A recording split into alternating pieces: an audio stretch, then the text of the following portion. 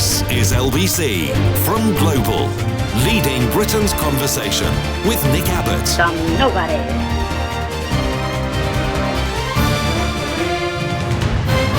Well, let's get back to it. Well, Boris Johnson certainly did sound Churchillian, no? No. Not really. Not really. You keep trying, Bodge. And we will give them stuff to fight in the trenches. Paw! And we will never surrender any of that money that the friends of the Russian regime have given us to prop up our party. Paw! Yeah, you wait till Vladimir Zelensky finds out where Bodge gets all of his money. Did you tell him that, Bodge? I bet you didn't. Oh, good grief. This just gets worse. Oh, I should do the texts and emails and messages from last night. Oh, by the way, if you are considering driving into London tonight, don't even think about it. Trust me, throw your keys down a drain and walk away from your car. I've never seen anything so blocked in my life. For a journey that would normally take about 5 minutes took an hour. An hour. I don't know, there was some... What was the march in London today? Some... Extinction Rebellion. Oh, okay, some hippies. That's fine, Extinction Rebellion. And so what did the police do? I mean, there were a few people in the middle of town when I came in. A few, like they could have fitted onto the pavement. But what did the police do? Did they just let the cars go about their business? No, they didn't. Of course not. They closed every road in London for your convenience. Struth, Cressida Dick's left, right? It's actually got worse since she left. I wouldn't have thought that possible. Is there anybody running the police in London now? No. Or are they just running themselves, running around, clutching their heads thinking, oh, what should we do now? I don't know, close a road. Honestly, it's the worst I've ever seen it. I had to park about 3 miles away. Every single road going from here to wherever you want to go was shut. Do not even think about it. I wanted to kill somebody, but you're not allowed to kill somebody because of the European Human Rights Act. Damn it! Some texts and emails from last night. Kate texts, but you know me, I never complain. Stop whining. Kate texts, what is Mrs. Sunak saving for? Is she a philanthropist? I don't know, do you? Can you tell us, says Kate. No, Kate, I don't. What I do know is that when the rich give what to them is 10 pence, they're called, to charity, they're called philanthropists. When we give a week's wage, it's just called, we're doing our bit. But they are philanthropists.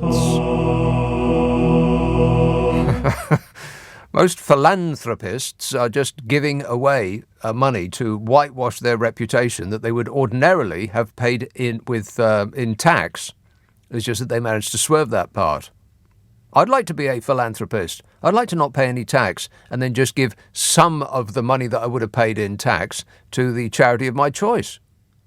And get my name on a building, perhaps. Wouldn't that be nice? Oh, marvellous. Lucy texts, I wish people would just give Starmer credit for being an honest man who left his high-paid job to try and improve ordinary lives. It is what decent politicians were valued for once. Keir really does his best to have integrity. He is lying to our faces. Whoa, that took a turn at the end there. Do you mean that? Probably not. He is not the person that you were just referring to there, Lucy, perhaps. Maybe you mean his imperial bodgeness is lying to our faces. Yeah. Wait a minute. I expect that's exactly what you meant. Martin texts, regarding Fish's wife's non-dom status, could you imagine if it was Diane Abbott's husband? Getting a bit of déjà vu, which is a filthy French phrase, a European phrase. That's not what we want. But I think I read those last night, but not this one. Or maybe I did. Sue says, just think what Rish's wallpaper is like. Carrie must be sick with envy. I wonder how she could get her own bag. Oh, she's devising a way. Don't you worry about that. I'm pretty sure I read that last night too. I replied with something like, he papers his walls with 50s. Jack tweets, I believe everyone should have a choice if they want to pay tax or not, just like the rich have a choice. Correct, Amundo. Yes, if the rich have a choice, if they're doing us a favour by paying tax, and it's like, oh, all right then. It's a little bit. Now shut up and go away. Wouldn't that be great? If you just say, well, you know, I paid some tax last year. I don't think I'm going to pay it this year. I've done my bit. But that's not for the little people, not leprechauns. Adam texts, the telephone was invented before the television, and we have 8K TVs and virtual reality devices now, yet we still have to refer to the phonetic alphabet when we make phone calls because the sound still isn't clear. What's taking so long? My thoughts exactly.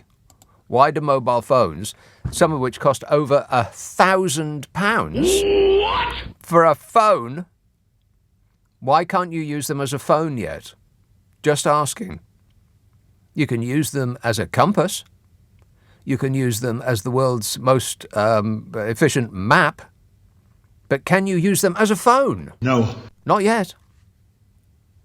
Archie texts, this was from yesterday. Yesterday was Cressida Dick's last day in post. Why aren't you celebrating? Well, the reason I'm not celebrating, Archie, is because it's actually the policing of London's got worse in her absence. It's hard to believe, but I don't know who's in charge now. But they need a damn good thrashing. Metaphorically speaking, of course. Honestly, there was not crowds in the centre of London such that you had to close the roads. And they didn't just close one road, they closed all of them. Every single one. I was sat in, and how ironic, Extinction Rebellion. You know, trying to save the planet. Is sitting in the entirety of London, sitting in a traffic jam for an hour, saving the planet. No. No, it's the opposite of that. So I think I was running through, you know, because I had so much time on my hands. And I was running through, why are they doing this? There's no reasonable explanation. They're not saving people's lives. I mean, there wasn't swamped with people, the centre of London, and yet they decided to close everything. You couldn't go anywhere. Apart from New Year's Eve, when it used to get absolutely berserk in the centre of town before they started ticketing the fireworks, I've never seen anything so bad in my life. And there was no reason for it. They closed the roads, but the roads weren't swamped with people. You think if there were millions of people all over the roads, then they'd have to close the roads to traffic because people might die. Now, I personally am prepared for a certain amount of death if it means me getting to where I'm going to the required time. But that's just me. You know, I'm efficient-minded. But there was no reason to close the roads. So I thought, well, why are they doing this? Is it to make the public upset at the Extinction Rebellion people? I bet that's it. I bet the word had come from the top to make it as difficult as possible for everybody that wasn't on that march to get around London, just to make us hate them a little bit more. Or to start hating them if previously we had supported them. I betcha. Either that or it was just absolute, total and utter incompetence, the likes of which should not be allowed. So anyway, if any time you want to come back, Cressida Dick, yesterday we said Bye-bye. but we might say hello anytime soon if things go on the way they are. We had no idea how lucky we were. 0345 6060 973. Text 84850. Email nick@lbc.co.uk. If you're on Twitter, it's @LBC. Friday, Saturday, Sunday night at 10, Nick Abbott, LBC. This is LBC with Nick Abbott. Call 0345 6060 973. Tweet @LBC. Text 84850. I just want to tell you all how happy I am to be back in the studio, making a picture again. Well, I'm happy to be back in the studio. I never thought I was going to make it. For a while there, I thought I'm just going to have to abandon the car here, right in the middle of the road. I just don't care anymore. And they'll tow it, and I'll go and pick it up from the pound later on. It would be worth, paying the extra. Paying the extra would be more financially, would be less financially painful than missing a show. But like I said, you know me, I never complain. Vince texts, my fear is that because the last pandemic went so well for the super rich, they have already got the scientists in Wuhan working on an even bigger and worse one. What, the mad bat disease? You wouldn't put it past them, would you, says Vince. No, I most certainly would not, Vince.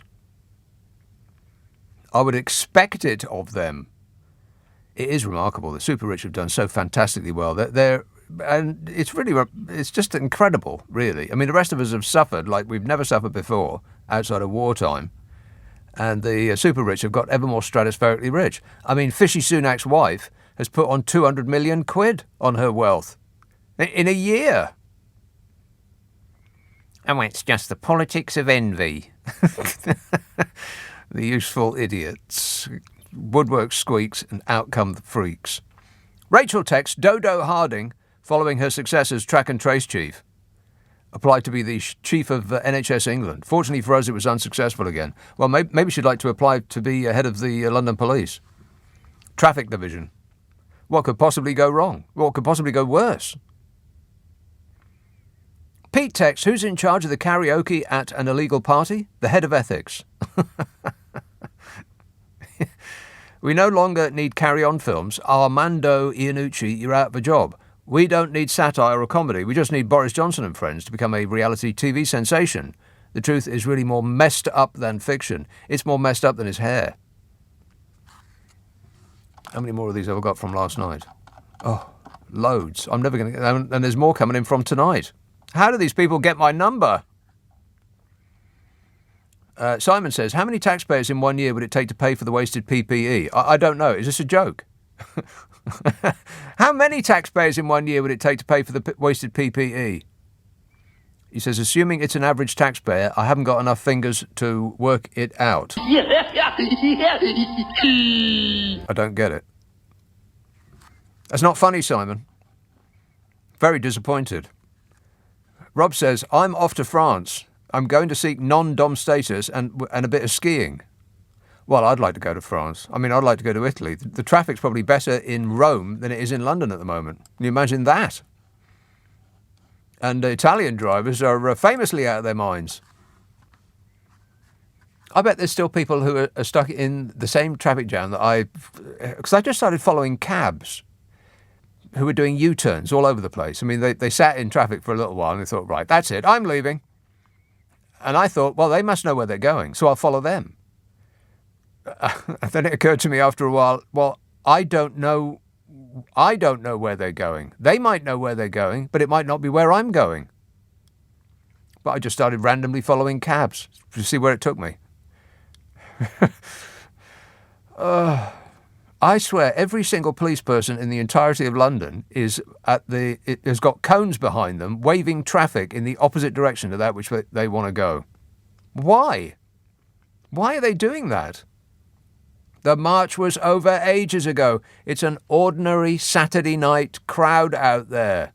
Why have you closed the whole of London? Other than to make the public more irate with the hippie protesters. Must be. There's no other logical explanation. It's not to protect lives. Come off it. And there was van after van after van after van. How many police does it take to close the centre of London? All of them. But I'm not complaining. Whinging and whining and moaning.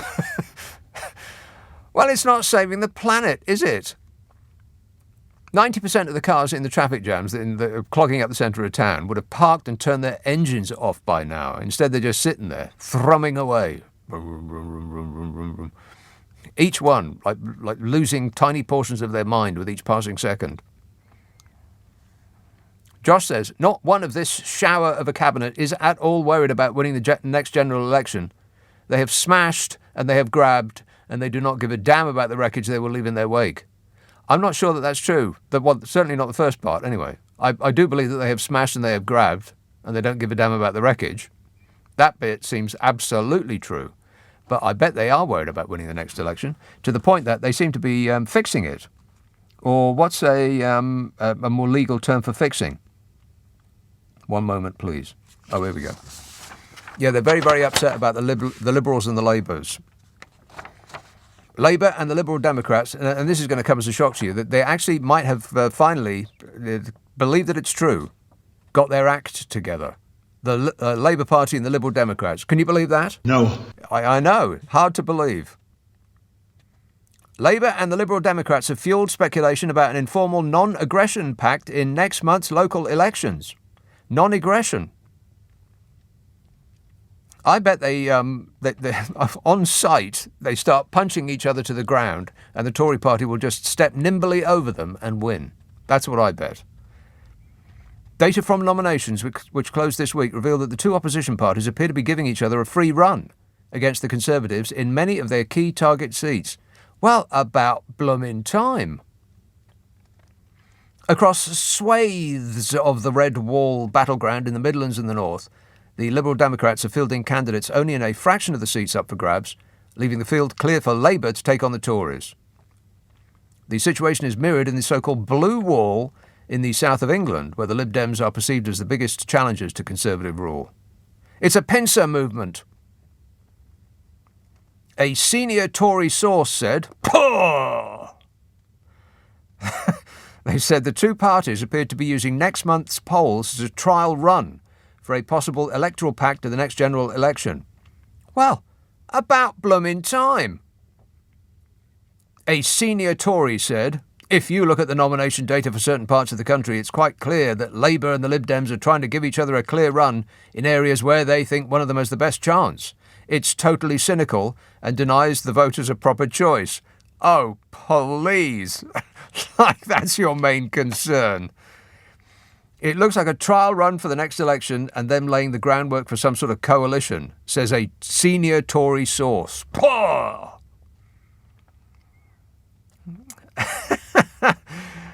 Totally cynical. I mean, how could he or she, sexist, say that without cracking up? They're being cynical. Okay, then. Labour and the Lib Dems deny collusion. Collusion? This is the Mail I'm reading this from. Collusion. But the Financial Times reported this year that the two parties have already begun to work on a non-aggression pact at the next general election, which is the spring of 2024. Bodger Johnson's Deputy Chief of Staff, David Canzini, warned senior Tories last month that the May 5th elections will be very hard for the Conservatives, with a real risk that the voters will use the polls to punish the government over Partygate and the cost of living. I thought we'd been instructed to forget Partygate. Weren't we told that it was just the fluff of politics? You're better informed than I am. I don't know anything. You've had your instructions. Stop thinking about it, people. Senior Tories are braced for a wipeout in London, and we're not talking about surfing. And they are concerned about potential losses in southern England, but they remain hopeful that they could hold ground in the Red Wall areas that put Johnson into number 10 in 2019. Hey, you Red Wall areas, are you feeling as though you've been had yet? How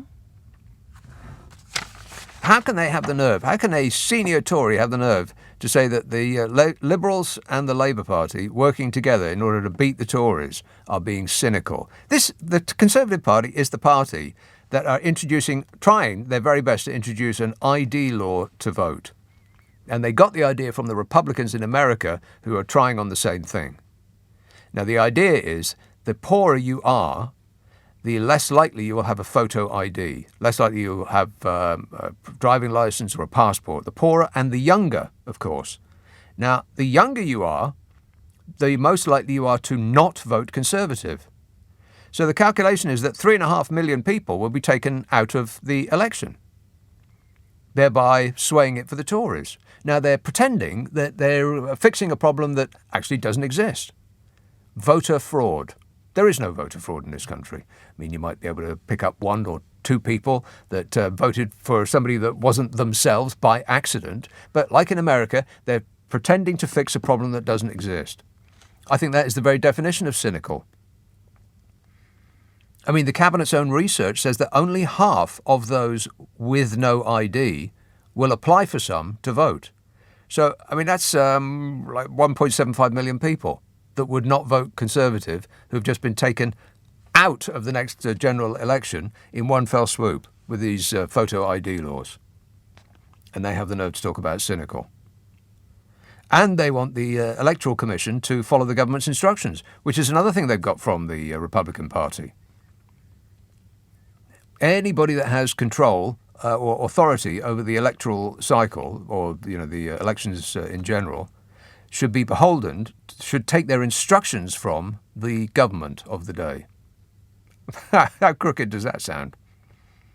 And ministers will decide what campaign activities are allowed a year before the election, and which other parties could be gagged from campaigning, like Greenpeace or the eco hippies that the police decided to blame for bringing London to a halt.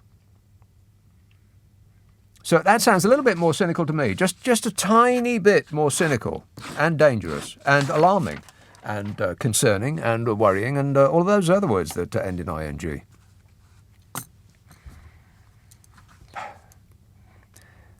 But I can't actually believe that the Liberals and the Labour Party have got their act together to the point that they might actually work together, for in their common interest. That does seem unlikely. Yes? No. Josh texts, not one of the... no, I've read that. That's what got me onto that last rant. Paul says, throwing £100,000 at your ex-public school is a slap in the face for the poor and the old who can't turn their heating on. What an out-of-touch chancellor. I am scared for our country. He threw £100,000 at his old public school. What do they need the money for? Like a flower arrangement? What? You are joking. He threw 100 grand at... He went to Winchester, didn't he? One of those places. What do they need the money for? I mean, that's just rubbing it in our faces. Hey, Red Wall people, are you feeling like you've been had yet? Just asking. James says, Meghan Markle. Oh, Meghan Markle. I expect all of this is her fault. Yeah, thanks a lot, Meghan. Boo! Meghan Markle must be thinking she married the wrong Brit. If she was Fish's wife, she'd be able to get away with anything by the right-wing media now. She has been out of the press for a little while. I mean, there was a couple of stories about her and Hazza and Sparkles. They were going to the Invicta Games is it in the Netherlands? I think it's the Netherlands. And they were saying, well, it's absolutely disgraceful that they didn't show up for the Queen Mother's husband's remembrance service. But they're going to go and show up for this. And, of course, they can't really say too much that's bad about the Invicta Games, because Invictus Games, because, of what it is. But they're trying. Don't you worry about that. You're not off the hook yet, Meghan. Still the wicked witch of the West. It's amazing how much they've taken against her, isn't it? I mean, in the absence of any other news on any given day, there's always some Meghan news to boo at. You're their go-to person if they're in want of a splash, Meghan. Tim tweets, Fishy Sunak was a Brexiteer, presumably because the EU were chasing tax avoidance and cracking down on non-dom statuses. Also, never forget that he's a Thatcherite who gave out billions against his will. That is, I think that is the sole reason why we have left the European Union. Because the super rich in this country, and don't forget that that's what we do for a living, we hide the criminal earnings of the international super rich. They were freaking out because the European Union was trying to do something about that. And I believe that that's why we were persuaded to leave. Now, and the easiest way to do it was just to spot dinghies. We're being swamped. People with funny accents are coming over here to take your biscuits. And we thought, wow, we can't have that. It had nothing to do with that. It had everything to do with maintaining the tax havens as they exist in this country. Unless you know otherwise, in which case you must correct me. 0345 6060 973, text 84850, email nick@lbc.co.uk. If you're on Twitter, it's @LBC.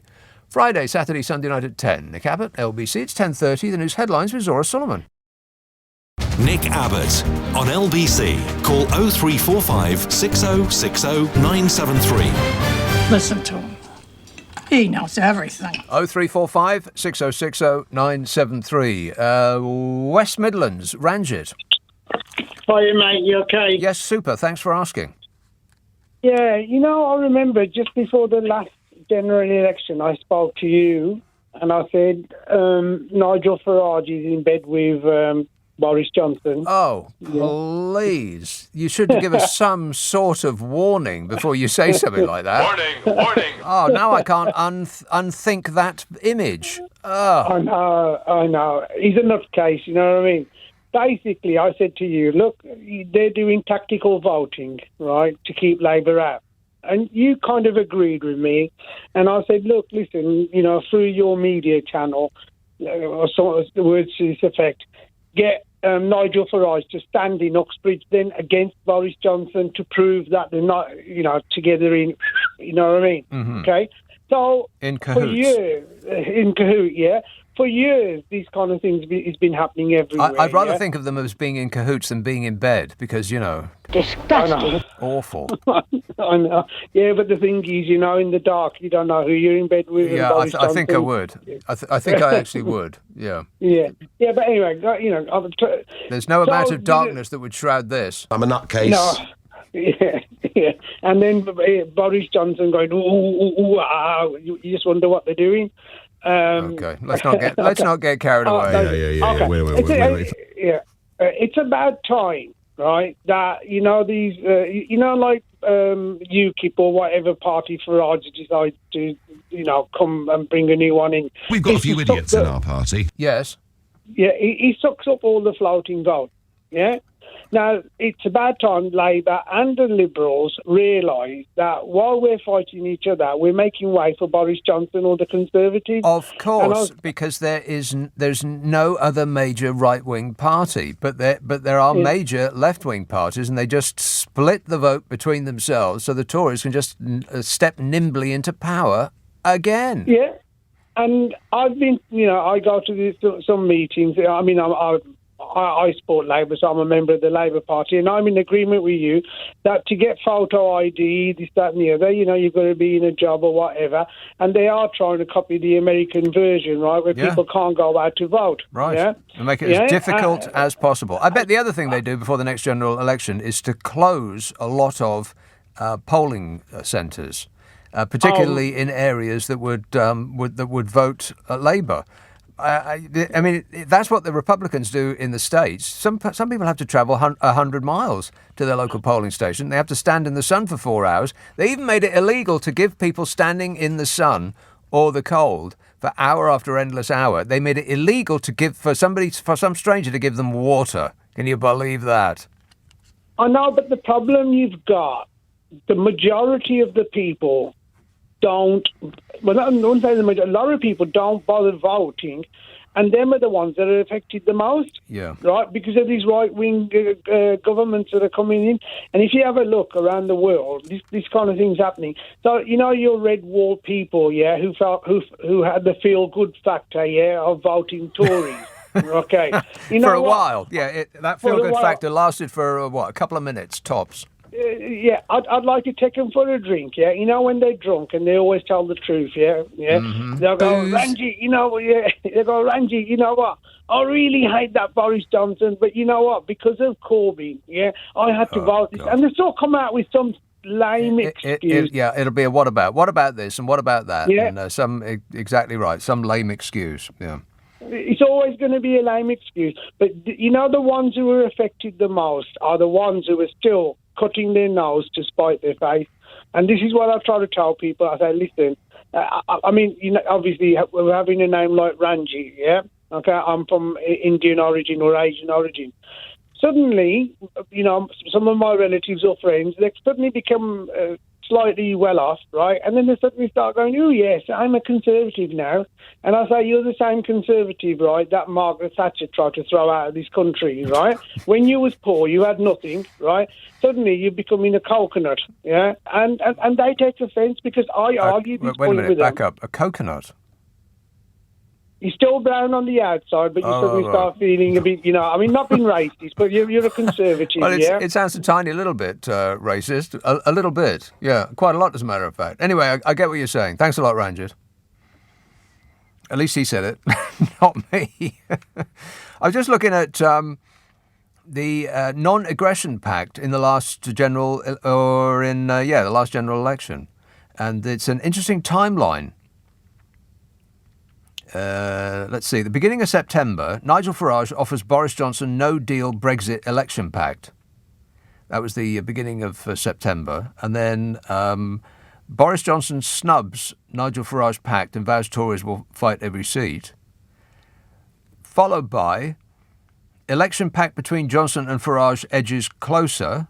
Followed by Boris Johnson offers Nigel Farage a last-minute election pact. Followed by Boris Johnson snubs Farage pact and vows to fight every seat. So they both tarried with having an election pact, but then decided, maybe we can win it on our own. And then this senior Tory that I was quoting some while ago has the nerve to criticise the Liberals and Labour for doing the exact same thing. Gary says, when we knew what we voted for with Brexit, we also knew we would take a big dip in the first few years. We are only 2 years in. Give it 5 years and we'll be thriving. You're funny, Gary. I mean, at least you gave me 6 exclamation marks there to show that you are serious. You know, like most serious people do. 6 exclamation marks. Like he's yelling at me. Rose texts, I think very often it's about self-image. A sense of status is more important even than income. If you vote Tory, you are allying yourself with the winners, the top people. Well, you know what? There may be something in that. I mean, the Conservative Party seems to be, like the Republicans, the winner-takes-all party. Now, the winners write the laws and the regulations to suit those who have already won. The problem with this is if it's a train that you want to get on, unfortunately it's already going too fast for you to get on it. You're vanishingly unlikely. You might throw yourself at the side of the train hoping to cling on, but almost nobody will. Unless you were born rich, it's almost impossible for you to become rich. But people feel that by allying themselves with the party of the rich, that there is a possibility that they might, at some point in the future, become rich themselves. And then they'll be happy, because they'll be, part of they'll have put the party that is acting in their interests as a rich person, they'll have put them in power. Because it doesn't work unless you get rich. That's the important part. But if as a poor person you vote for a party that seems to have the interests of the rich at heart, then, well, you really are sort of crossing your fingers and hoping for the best there, aren't you? Like buying a lottery ticket, I suppose. If you're not in it, you can't win it. That is true. Chris says, so if I buy bargain potatoes from Aldi and sprinkle mud over them and put them in a rustic wooden crate, can I resell them at my local farmer's market and make 100% profit? Absolutely. I believe that's how it's done. Let's have Narberth. Neil. Hi, Nick. How you doing? Good, thanks. Good. I was just thinking about what you're talking about, the voting scenario. One of the things that no one ever talks about is the postal vote. The Tories haven't banned that yet because they know a lot of their Tory supporters go out and do a postal vote. I mean, I've been doing postal vote for years now, and it's so easy. Well, I'm sure the older you are, the more likely it is that you will have a postal vote. No? Yeah, I mean, I've been doing it since I was about 30. But why? What for? It's easier. When you get something through the post, you just tick a box, you send it back, it's done. Job done. You haven't got to go out and stand with some, the great unwashed and... Yeah, speaking of unwashed, Neil, were we just in the loo with you? No, you were actually out. I'm actually in a barn with some sheep at the moment. Oh, okay. So. It did very much sound like a toilet flushing for a while there. Sorry about that. No, okay, it's a metal trough. Right. Well, that's not making me feel much better. So it's a metal trough, not a toilet. Okay. No. For sheep to eat out of, nothing else. Right. Gotcha. But yeah, the postal vote thing, I think people should do that more. It's so easy, and it's you haven't got to worry about this voter ID business or anything like that. Well, I kind of like I like the trip down to the voting place. Well, they're never very far away. It's just at the end of the street, and you get to just smile at the nice ladies behind the trestle table. Oh, painful. No. Absolutely not. I'd rather spend my time with my sheep than people in the voting booth. Thank you very much. How's that whole sheep farming thing going? Well, I don't farm sheep. I rescue sheep. So I've got 30 sheep that are retired and their offspring and stuff like that, and they're just here now as rescues. They're retired. They're retired, yeah.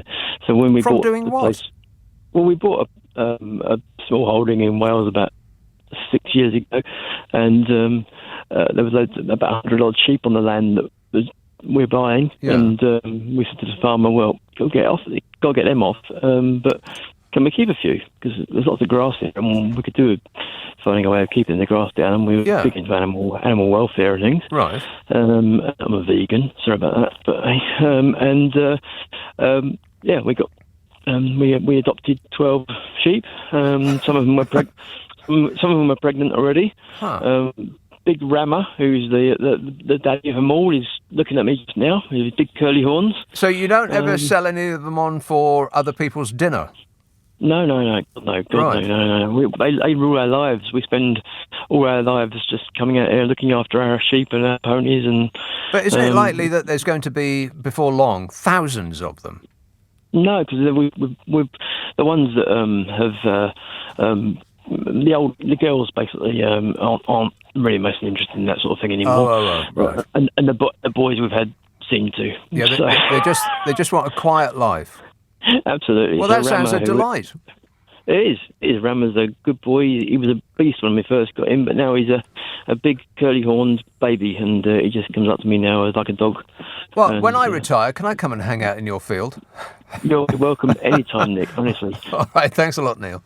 It's a date, 0345 6060 973, Friday, Saturday, Sunday night at 10, Nick Abbott, LBC. Leading Britain's conversation, LBC, with Nick Abbott. Are you trying to tell me that this is your act? Jim says, I see Bodger has been to Ukraine today and made absolutely certain that if Vlad the Insaner decides to launch a military strike against a NATO country, it will definitely be us first. No, I wouldn't think so, Jim. I mean, the Conservative Party seems to be a wholly owned subsidiary of the Kremlin. They're not going to bomb that. It'd be like bombing their own bank. I mean, the Great Britain is less GB, more KGB. I think that Boris Johnson protests too much, by the way.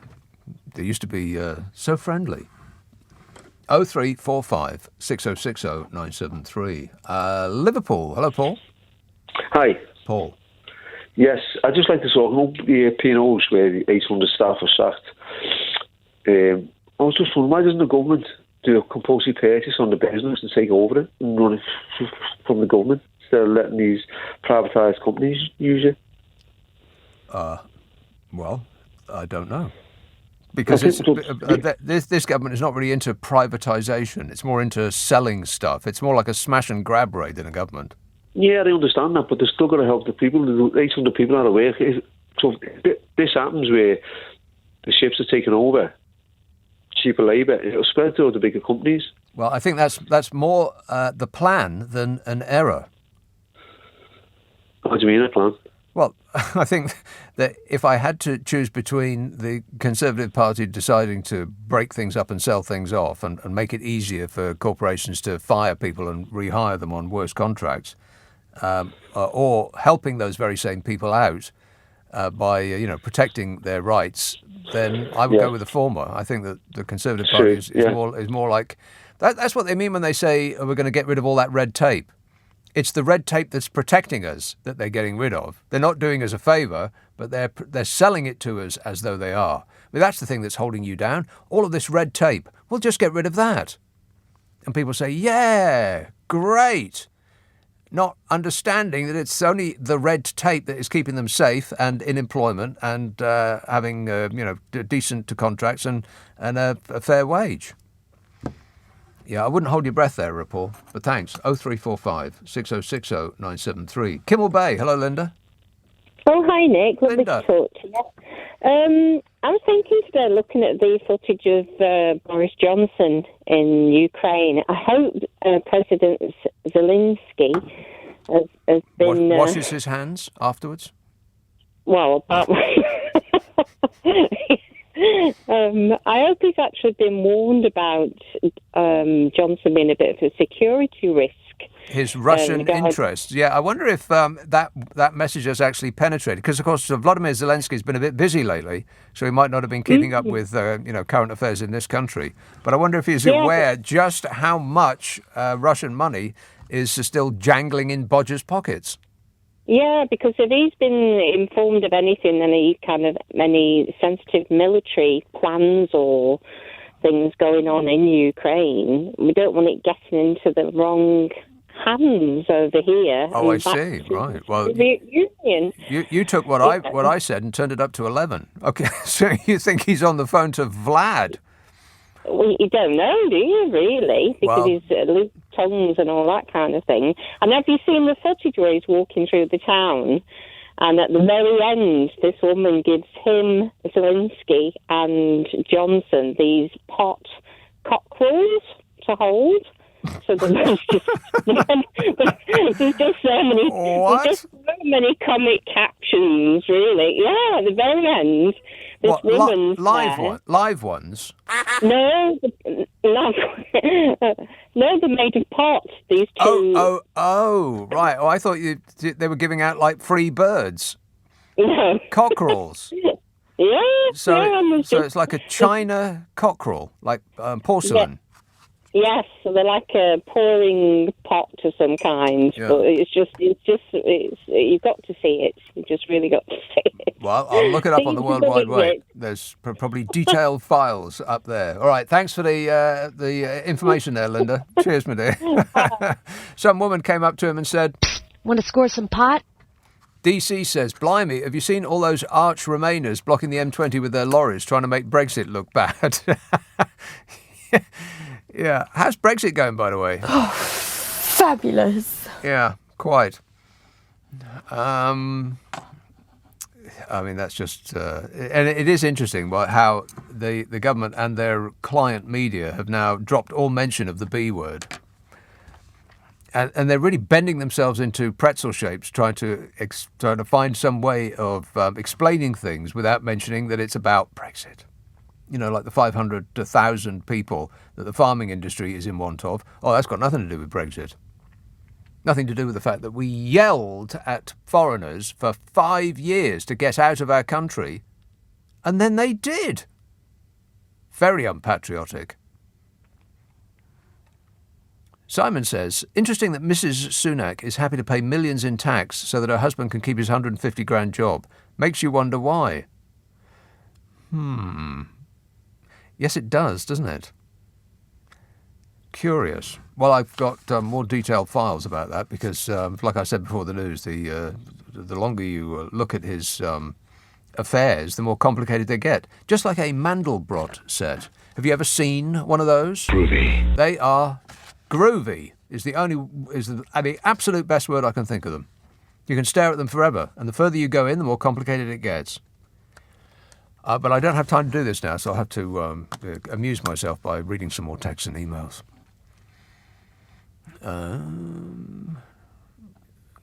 Paul tweets, any further developments regarding Fishy and the non-dom ding-dong? The non-dom ding-dong. There was a ding-dong about his non-domery. Yes, I do have more files. There are further developments, Paul. I'll leave you in anticipation.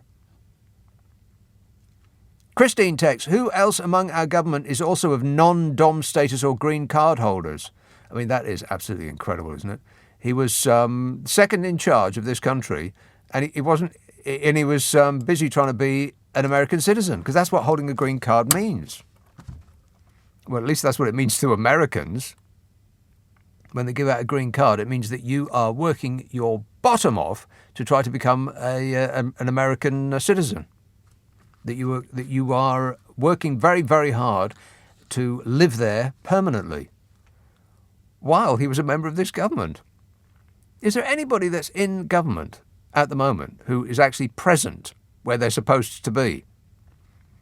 I mean, half of them seem to be working against the interests of the government, actually fighting the government that they are a part of, while on some tax haven island in the middle of nowhere, while pretending to be at work back here. And they're all off on their jolly holidays at the moment, of course, they've rewarded themselves for excellence in being them. Apart from a couple who are staging very, very public photo shoots at the moment, as a prelude, I would imagine, to skipping away. As soon as he throws off the clothes that he found in the dressing-up box, Bodger will be off, I betcha. And then we'll spend the next 6 months trying to find out whose villa it was that he stayed in and how much it didn't cost him.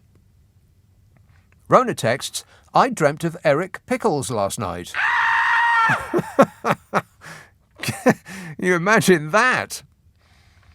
Was there any room for anybody else in your dream, Rona? She says, I dreamt of Eric Pickles last night. I blame you, as in me, for mentioning him before I went to sleep. It was horrendous. I woke up in a cold sweat, says Rona. Still, at least it wasn't smug. Well, at least you have that. Yeah, at least it wasn't you-know-who. The brilliant, the one and only, successful genius. Yeah, that guy. At least it wasn't him.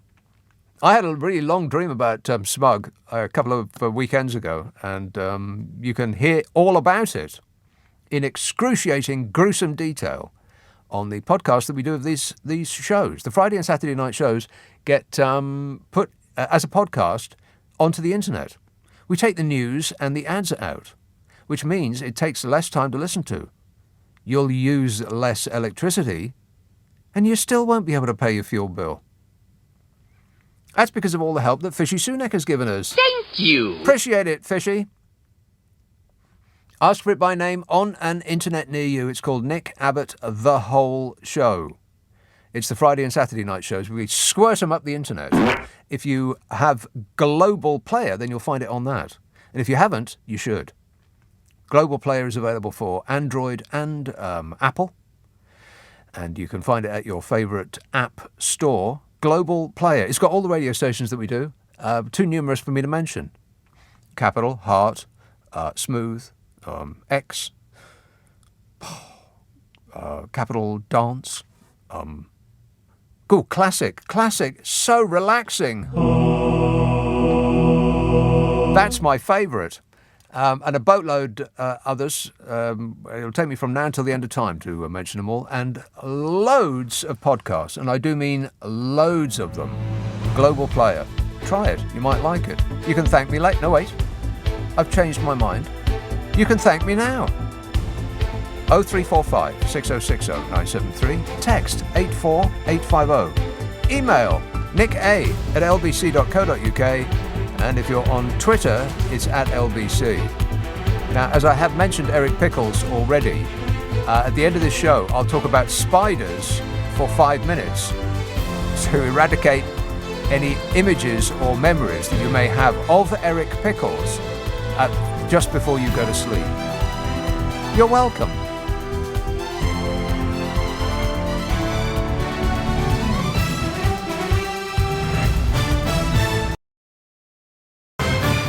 This is LBC from Global, leading Britain's conversation with Nick Abbott. Hello,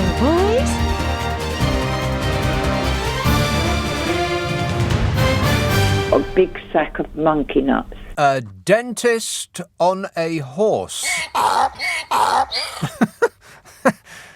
don't know why that's funny. It just is. And I was out making coffee, so I only heard half the news. But when I came back in, there was some fella saying on the news, Boris Johnson was in no danger when he went to visit Vladimir Zelensky. Even Vladimir Putin's not crazy enough to bomb Boris Johnson. Well, no, I wouldn't think so. Boris Johnson is the Kremlin's most valuable employee. Why would he get rid of him? Of course, that doesn't rule out the possibility of accidents, does it? Roger texts, like you, I spent the whole afternoon inching through central London. Thanks, Extinction Rebellion. No, Roger. Thanks to the police. Because I wasn't there in the afternoon, I was there in the evening. There weren't no march in the evening, there were just people on the pavements. And yet the police had decided to close all of central London, by which I mean all of it. All of the bits that weren't closed ordinarily because of roadworks. I mean, they've closed Westminster Bridge for doing something or other. I don't know, it seems like 5 minutes since it was closed and they were doing something else. I don't know, prettifying the view for the MPs on the terrace, perhaps. I've got no idea. I bet they don't either. Why is it necessary to close the whole of London just because there was a blooming march? And the unpleasant conclusion that I reached was that the police were making it as difficult as possible for the rest of Londoners so that we disliked Extinction Rebellion more. I mean, you come up with a better reason. It didn't seem to be about health and safety, for crying out loud. There's people, I mean, ordinarily in London, there's people on the pavement and there's cars on the road. Why does, just because there was a march or some sort of meeting earlier on, mean that scenario no longer works? Madness. Absolutely crazy. And like I said before, the exact opposite of what Extinction Rebellion are trying to achieve, which is less pollution, not more. Let's have Lancashire. Annie. Hey up, Nick. How you doing? I am great, mate. Good. I'm glad you enjoyed yourself the other week at Arley. Oh, yeah. It was. It's a very nice house, quite a nice garden. But I was there a bit early in the year because the flowers had not bloomed yet. It was a bit barren. But the food was lovely. Have you eaten there?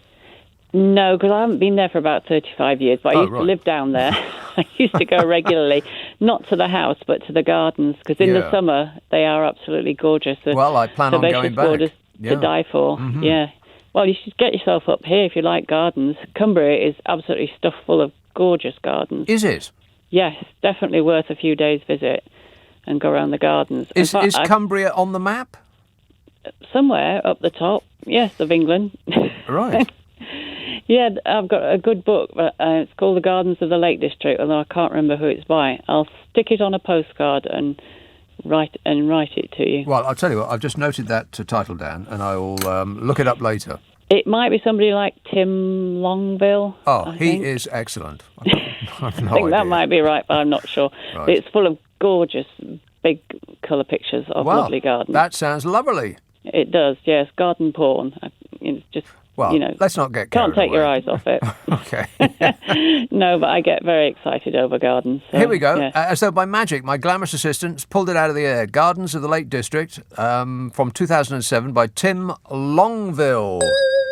Yes. Val Corbett, photographer.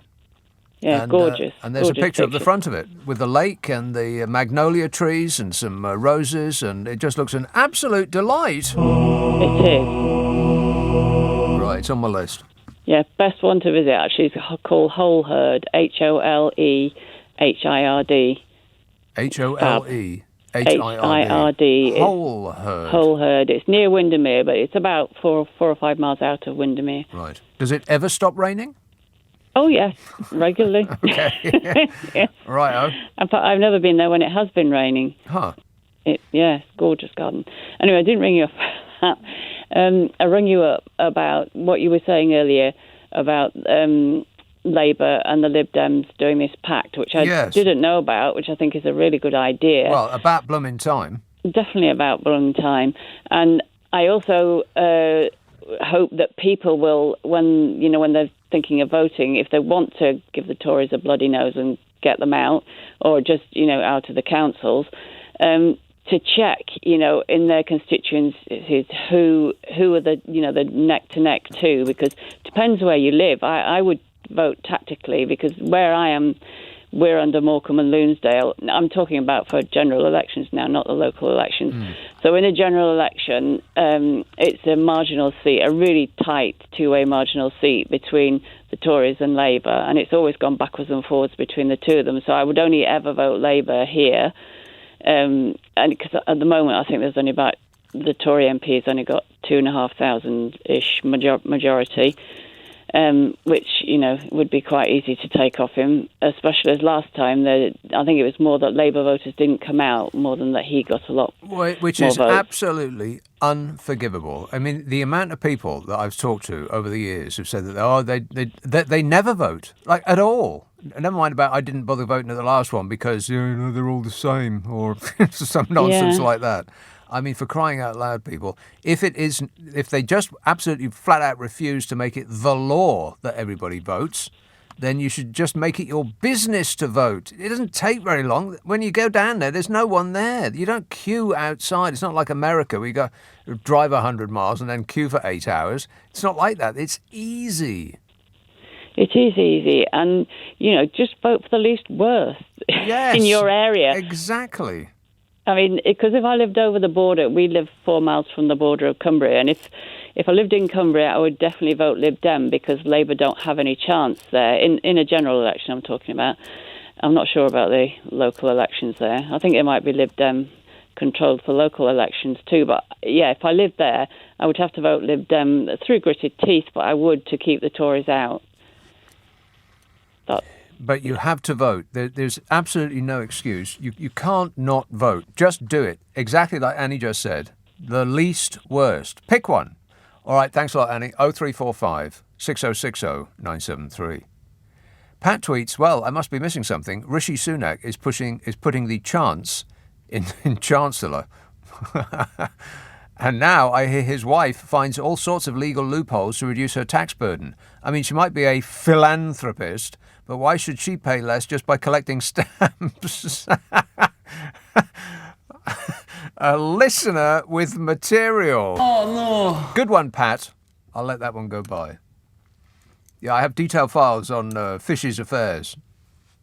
Even more excruciating detail than you had last night. Chris says, interesting how Johnson took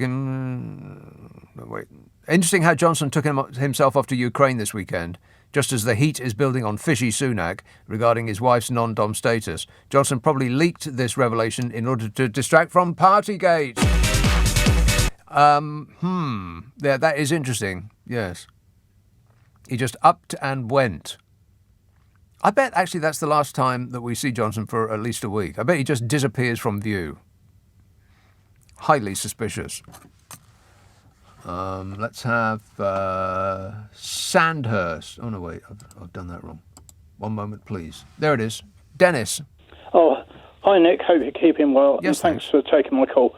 I was just mulling over a few points that I think most people have missed. Most people, I think, are assuming that Rishi Sunak's wife is doing her tax through India. In fact, no, I don't think that people are thinking that at all. I mean, I don't know, but I would imagine it's somewhere that has an almost invisible, if not 0% tax. Yeah, I think you're right, because on that capital and that amount of profit, the income tax in India would be something like 67%. Wow. On just £500,000 alone. That's 50 million rupees, and there's roughly 98 rupees to a pound, so it's a penny to a rupee. Well, on 50 million rupees, which is quite high over there, it's 37% on top of the 30%, so that makes 67%. Blimey, it's like talking to Zaphod de Bibelbrox. 86%, 5 million, and of course over 50%. And what I'm saying is, an additional 162 million. And he just goes on and on and on, filling the air with noise and numbers. Yeah, the only thing you conclude is that this money is actually in an offshore trust somewhere. Now, I think my point is that... Well, it's guessing, but I would. Yeah, we're guessing. We're assuming. We'll see if the truth comes out. And if that's the case, then there must be other trustees. And if one of the trustees is Rishi himself, then Rishi's being very fishy. And his position must surely be untenable if it's found out that he's... Yeah, I don't think anybody in the regime is of a resigning bent. I don't think that's who they are. They'll just tough it out and they expect that we will get bored and then they'll move on. Yeah, if this is true, they're not going to close any loopholes for tax havens, are they? Of course not. No, I mean, it's pretty evident. Well, I firmly believe that that's why we were persuaded to leave the European Union, because because the EU was bent towards closing loopholes that tax avoiders use, and we couldn't have that, could we? No, well, I got a 7 pence. I got a letter for 7 pence tax with a first-class stamp on it. So it shows their priorities, doesn't it? That's excellent, Dennis. Good news. So, thanks a lot, mate. Thanks a lot, mate. Cheers. Ta-da. Bye-bye. Okay, here's that news. Fish's wife has previously collected other shareholder income. You know, she made like 11.5 million quid in annual dividends last year, something like that. 11.5 million pounds. She has apparently previously collected other shareholder income via the tax haven of Mauritius, which does not tax dividends. Wow. Sounds like heaven on earth. No? No. No. Heaven on earth for money?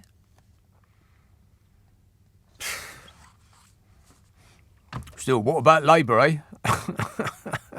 What about Jeremy Corbyn? How about Hillary's emails? Go on, I double dare you. 0345 6060 973. You can text 84850. Email nick@lbc.co.uk. If you're on Twitter, it's @LBC. Oh, I should tell you that I do a podcast with Carol McGiffin. Yeah. In which the delightful Carol McGiffin and I try to solve people's problems. Now, we do this while laughing our faces off, because we just make each other giggle a lot. And if you would like us to have a bash at your issue, then you've got to send it to us, because we're not mind readers. If you don't tell us what it is, how are we supposed to know? Here's the email address, nickandcarol@global.com. nickandcarol@global.com. nickandcarol@global.com. And then you should prepare for complete satisfaction, because that is what we provide. Isn't that right, Carol? No. Ask for it by name on an internet near you. What's your problem with Nick and Carol? Leading Britain's conversation. LBC with Nick Abbott. Hello, boys. Billy texts, by the way, Cressida Dick's last day is actually tomorrow, Sunday. Oh, right. Well, so it was Cressida Dick's fault that all of the roads in London were completely blocked up because of a march did happen at some point earlier on in the day. I have honestly never seen so many roads in central London blocked. Not for anything. Not even for, like, New Year's Eve. It's absolutely ludicrous out there. I bet there's still people screaming at their windscreen now, stuck in traffic.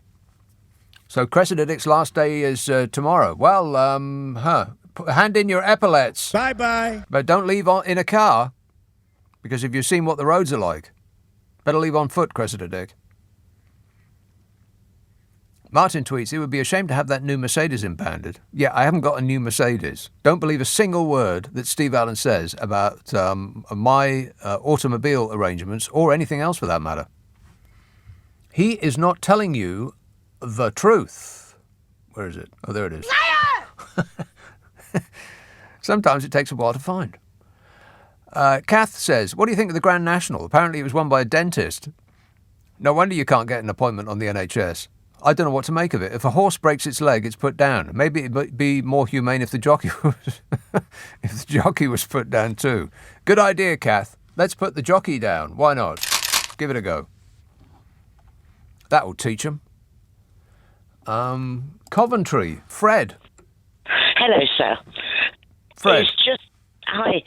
It's just dawned on me that all this business about Rishi Sunak's wife paying all her taxes in the UK doesn't apply, because all her money from India goes to that offshore account. Well, we don't know that that's true, but I wouldn't be surprised if it was. Yeah, in which case it's all a load of twaddle. Twaddle. Yeah, that's about right. Yeah.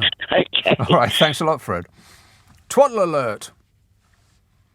Kath said, oh no, I read that. John says, all in capital letters. Oh no, it's all in capital letters. Uh-oh. Warning, warning. John says, Tories, spelt wrong. Tories have no shame. Austerity for the poor and tax cuts for the rich. Yeah, well, that sounds like their manifesto. It's what people voted for, apparently. Is this mouse loud enough, by the way? Steve texts, if you're daft enough to drive a car in London, you deserve to get stuck in a traffic jam. I'm sick of whinging car drivers. Wow. How else am I going to get in, Steve? More to the point, how else am I going to get out? Ain't no public transport to take me home at night. What do you want me to walk? Can't do it. Too far to cycle. Got to drive. Got to. I mean, unless you live in the centre of town, you got to have a car. Because how would you get anywhere? Colin texts, thought you might like to know that our local travelling circus is looking for 3 new clowns and 1 new juggler. Can you possibly think of anyone from your favourite party that fits the bill? If so, I will pick up the application forms when I pass the tent tomorrow. Any idea, Bodge? Yeah. Wait a minute. He's in. Wiz tweets, Bodger in Kiev today. We could have laid money on it yesterday. He couldn't allow Ursula to upstage him. Yeah, that's right. Ursula von der Leyen. He wasn't going to allow Ursula to get in there. Well, she did get in there first. Bodger was a panting second, running along in her wake. Arms and legs akimbo. Alan says, just how long do Extinction Rebellion plan to rebel for this time? Well, what's quite interesting is that all those people that glued their faces to the M25, they were all calling for the insulation of old buildings. Apparently we have the worst insulated housing stock in Europe, which just sounds like totally us, doesn't it? They were thrown up for threepence halfpenny, the worst buildings that a developer could possibly get away with, and then the government of the day, the Conservatives, gave us a bung to make it seem less like a rip-off, essentially doing their mates in the construction industry a favour. A massive, huge favour with our money. And so it didn't seem like these awfully made, terrible houses, these cheap little, tiny little rabbit huts with mean little windows, and they're drafty and cold and damp and all the rest of it. It didn't seem like it was such a rip-off because the government gave you, like a bung of your own money. In other countries, they make proper houses for, like actual real human beings. I mean, those flats, those endless towers of executive flatlets that they're throwing up and ruining London's skyline, and probably where you live too. Who are they for, exactly? They're not for people to live in, because there's no cupboards. There's nowhere to put your stuff, apart from anything else. You've got to buy another flat just to put your stuff in. So they're building them for developers. They're not building them to live in. But anyway, the Extinction Rebellion people, they were saying that all of our old housing stock is ruining the planet, which it is. And, of course, this war in Ukraine has concentrated minds. And all of the other economic privations that we are now being visited upon us, that's concentrating our minds as well. And we all want to reduce our fuel bills. And that's precisely what the Extinction Rebellion people were saying. And the government wanted to put them all in jail. They wanted to send them to Rwanda and put them in jail. And now, of course, the very same people that were decrying Extinction Rebellion are saying, hey, you know what? We should insulate all our old homes. Why hasn't anybody thought of that? Bart tweets, I agree with you that voter fraud does not exist. However, the UK has a major identity management issue. What does that mean? The UK, what does that mean? Dunno. No, we don't know. But thanks for getting in touch there, Bart. We got no idea what you're talking about. Rob texts, how far am I behind, by the way? Let me just check ahead just to see how much reading I've got to do. Oh my God, it's pages, pages and pages and pages. That's the thing these days. Nobody uses the phone anymore, do they? Apart from to type. I must have said this 1,000 times. If you'd told people 30 years ago that kids' number one favourite pastime in the future would be typing, people have thought you'd gone insane. But here we are. Another case in point. Rob says, As I recall it, it was a Conservative Party manifesto pledge in 2010 and 2015 elections to get rid of the non-dom status loophole. Was it? That doesn't sound like the Conservative Party. Britain is, after all, the only country persisting with such a loophole. It seems that since Sunak became a person with influence in the Treasury, he quietly forgot about the plan to get rid of non-dom status loopholes. Is this coincidence that it directly affects the Sunaks by many, many millions of pounds, says Rob? Well, I don't know. You might think that it does, Rob. I couldn't possibly comment. Sarah says, for Harry and Meghan to get to Holland, they'll have to fly over their granny. Give her a wave at least. Probably not. Fly over her granny. Their granny. Can planes fly over Windsor Castle? I bet they can't. Jane texts, Fishy always said he was a low-tax chancellor. Who knew he was talking about his family, says Jane. I screwed that up a little bit there, Jane. Never mind. Better luck next time. Shall I read it again? No. Fishy always said he was a low-tax chancellor. Who knew he was talking about his family? There you go. Second time's a winner. Karen texts, Sparkles was in the news this week for saying she is trying to copyright the word archetype. Well, it was Archie type, right? Not archetype. Isn't that the whole point of her copywriting it? Archie type.